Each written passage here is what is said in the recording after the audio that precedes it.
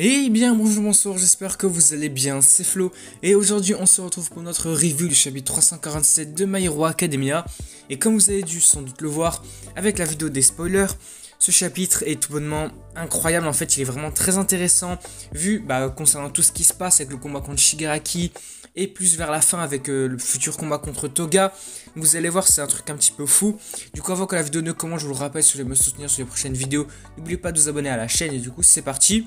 Alors ce chapitre, il va directement reprendre les événements du chapitre précédent, c'est-à-dire au moment où Shigaraki a fait une nouvelle attaque, une attaque assez très bizarre on va dire, parce que on a l'impression que tout son corps est en train de se multiplier, on a l'impression que c'est vraiment très bizarre, on a plein de mains, de doigts qui sont en train de se créer, et on voit même que là sur les premières cases, ça recouvre complètement tous les bâtiments de Yue. Très rapidement, tout le monde va être un petit peu inquiet à ce sujet parce que Shigaraki n'est pas censé pouvoir utiliser ses alters comme Monoma est en train de l'effacer. Cependant, Shigaraki lui-même va nous expliquer la raison pour laquelle il peut utiliser ce nouveau pouvoir, on va dire ça comme ça. En fait, il va nous dire que là, Shigaraki, son corps, c'est le résultat de la singularité des alters qui étaient recherchés par le Dr Ujiko. Alors là oui, vous avez bien entendu, on parle de singularité des alters, ça rejoint l'idée de ce qui s'était passé avec Izuku et le One for All. Il avait pu débloquer tous les anciens alters des anciens détenteurs du One for All, du coup il était devenu beaucoup plus fort. Alors j'imagine bien que pour Shigaraki, ça doit être un peu dans le même cas. Alors j'imagine bien que pour Shigaraki, ça doit être quelque chose d'assez similaire, parce que pourquoi il peut utiliser des pouvoirs tout en étant effacé, ouais, c'est vraiment très bizarre, ça doit être plus qu'un alter, enfin en tout cas ce n'est pas un alter déjà. En fait, ça doit être quelque chose qui est directement inné dans son corps. On va d'ailleurs le voir sur la prochaine page. C'est vraiment impressionnant. On dirait que vraiment il peut manipuler, créer, modeler, des trucs comme ça, toutes les parties de son corps. Pour essayer un peu de comparer ça avec d'autres alters, ça ressemble un petit peu à l'alter de Shoji ou encore à celui de Overall. Il peut à la fois recréer des parties de son corps, là en l'occurrence ça va être des mains, des doigts, et il peut tout manipuler. Et on va d'ailleurs avoir une petite explication concernant le développement de ce nouveau pouvoir de Shigaraki. Ils vont nous dire que tout comme les cheveux des gens ainsi que les ongles, là c'est son corps, sa chair qui est en train de se développer. Comme plusieurs personnes m'avaient déjà dit dans les commentaires, en fait là c'est bien plus qu'un pouvoir. En fait ce modelage de chair on va dire doit être inné directement dans son corps est déjà capable de faire ça de base. Bon, par la suite, on va un petit peu changer en essayant de trouver des explications au pouvoir de Shigaraki. On va voir que après avoir subi l'attaque de Shigaraki, la jambe ainsi que le bras mécanique de Mirko ont été détruits. Cependant, et oui, parce que Mirko ne va pas être inapte au combat tout de suite, il faut pas abuser, on va avoir un petit mécanisme qui va venir lui renvoyer des membres mécaniques de rechange. Donc ça c'est quand même très intéressant, on voit que ça fait aussi partie de leur stratégie, parce que vous vous doutez bien que si Mirko elle a été réintroduite, elle n'allait pas être inapte au combat tout de suite, enfin ce serait n'importe quoi. Ensuite on va voir que Mirko elle garde tout de même son esprit et son état de combattante, de guerrière et tout ça, parce qu'elle va dire à Bakugo qui va battre Shigaraki, tu vois qu'ils sont un petit peu en train de se chamailler. Bon, rapidement, on va voir que Beijinist il va intervenir, il va leur dire de se calmer, évidemment ça sert à rien de se chamailler comme ça, parce qu'en face de nous on a quand même Shigaraki qui est en pleine phase d'éveil, enfin je sais pas trop quoi, on va dire que ouais, c'est un éveil de pouvoir, mais enfin en tout cas faut pas le prendre à la légère.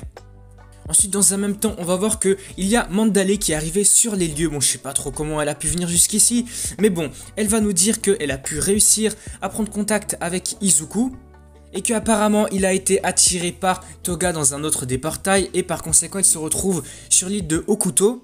Très rapidement Aizawa il va essayer de réfléchir un peu comment ramener Izuku de leur côté, il va essayer de réfléchir aux limites de l'alter de Monoma. Parce qu'en effet je pense que c'était assez évident, Monoma ne peut pas copier plusieurs alters en même temps. Il peut en utiliser qu'un seul à la fois. Du coup, évidemment, si on réfléchit bien, si il utilise un alter pour créer les portails, pour emmener Izuku de leur côté, il va forcément devoir annuler l'effacement. Par conséquent, forcément, la Shigaraki pourrait se déchaîner, ce serait vraiment le bordel. Du coup, on va apprendre de Aizawa que ça ne va pas être possible.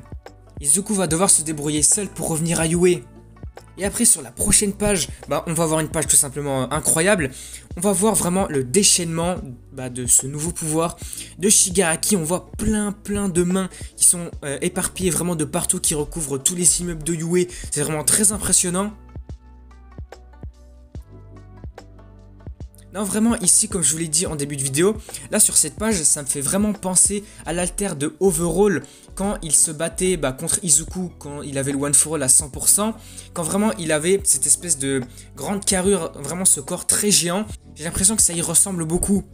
Ici, tout en faisant la comparaison, je vais vous mettre l'image de Overall à laquelle je pense. Juste à côté, on voit vraiment que ça y ressemble quand même. Et sur cette prochaine page, ce sera la dernière de la première partie du chapitre. Et on va apprendre là que tous les héros qui sont actuellement mobilisés vont se battre au maximum. Ils vont se donner à fond pour essayer de battre Shigaraki, même sans l'aide du One for All. Et c'est donc à partir de cette page que le chapitre va changer d'ambiance. Nous allons passer sur l'île de Hokuto.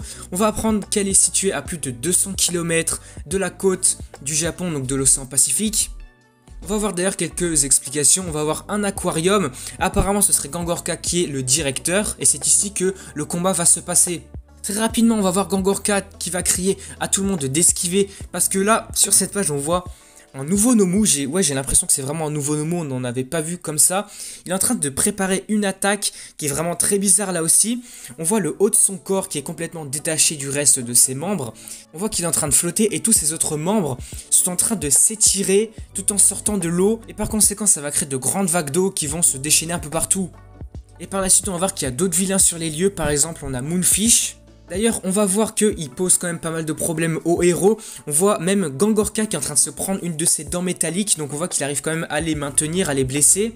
De plus, on va voir également la héroïne qui était pendant le stage avec Tsuyu. C'est Mirius, elle va lui demander si tout va bien. Parce que là, on voit quand même que les vilains se déchaînent. Tsuyu va lui répondre que oui, tout va bien. Mais par contre, il y a quand même un petit problème, c'est que actuellement, de par les attaques des Nomu, des grandes vagues d'eau, etc., on a Izuku et Ochako qui ont été entraînés un peu hors du combat et se sont un petit peu fait isoler. À présent, nous allons maintenant passer du côté de Ochako et d'Izuku qui se sont fait isoler. On voit que Ochako elle va demander à Izuku ce que Aizawa lui a dit. Izuku lui répond qu'il va devoir se rendre à Yue par ses propres moyens, parce qu'on l'avait vu, Monoma ne peut pas utiliser la terre de portail pour le téléporter, du coup il doit se débrouiller. Cependant, au même moment, on a Toga qui va commencer à apparaître, prête à attaquer Izuku. Par contre, heureusement pour Izuku, il a pu esquiver l'attaque de Toga. Toga elle-même, en voulant attaquer Izuku, elle lui a dit de ne pas partir, de rester là. Mais très rapidement, Izuku va se poser une question en fait. Pourquoi sa détection de danger ne s'active pas ? Mais Izuku, après quelques secondes de réflexion, il va comprendre la raison pour laquelle sa détection de danger ne s'active pas du tout.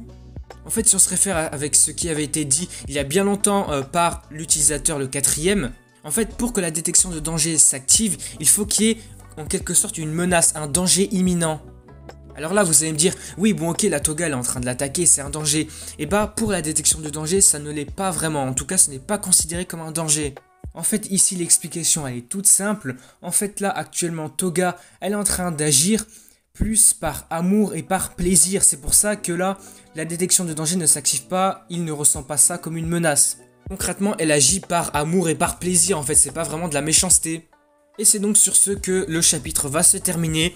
On a eu quand même pas mal d'informations, ce chapitre était vraiment très intéressant. On a eu enfin l'explication du pourquoi, du comment, pourquoi l'alter de détection de danger ne s'était pas activé au chapitre précédent. On l'avait vu parce que Toga elle avait attiré Izuku dans le portail, mais ce n'était pas un acte on va dire méchant en fait. Elle a juste attiré en quelque sorte dans le portail, c'est pour ça que ça n'a pas été détecté par la terre d'Izuku. Bon du coup pour résumer ce chapitre il était vraiment très intéressant. On voit vraiment le développement de Shigaraki dans un premier temps. Je ne sais pas vraiment ce que c'est si on essaie de réfléchir. Ouais c'est un peu comme un éveil de pouvoir, l'éveil de son corps. Parce qu'on a quand même vu de par Shigaraki que là son corps c'est le résultat de la singularité des alters qui avait été recherché par Ujiko. Si on se réfère avec ce qu'on avait appris précédemment dans le cas d'Izuku, lui il avait pu débloquer tous les alters du One for All. Alors forcément que pour Shigaraki, ça doit être une évolution à un pouvoir plus grand qui est de même envergure. Bon en tout cas je vais vous laisser dans les commentaires me faire part de votre réflexion, ce que vous pensez concernant tout ça. L'évolution de Shigaraki, qu'est-ce que ça serait? Parce que est-ce que ce serait vraiment un pouvoir qui est inné dans son corps? Parce que ce n'est pas un alter, sinon il ne pourrait pas l'activer avec Monoma. Parce que on l'avait bien vu sur une petite case, en fait Shigaraki posait sa main au sol, mais sa désintégration ne marchait pas. On voit bien que c'est différent d'un alter. Et puis voilà, je pense qu'on va pas continuer à essayer de débattre là-dessus parce que en fait on n'a pas vraiment de quoi débattre justement. On a juste l'explication comme quoi c'est le résultat de la singularité des alters, on n'en a pas plus. Donc sur ce coup, on va s'arrêter ici pour notre review du chapitre 347 de My Hero Academia. Globalement, c'était un très bon chapitre, n'hésitez pas à me dire ce que vous en avez pensé. Et du coup, si la vidéo vous a plu, n'hésitez pas à liker, à commenter, à partager. Et surtout, n'oubliez pas de vous abonner à la chaîne pour me soutenir sur les prochaines vidéos sur My Hero Academia. Et du coup, moi je vous dis à la prochaine.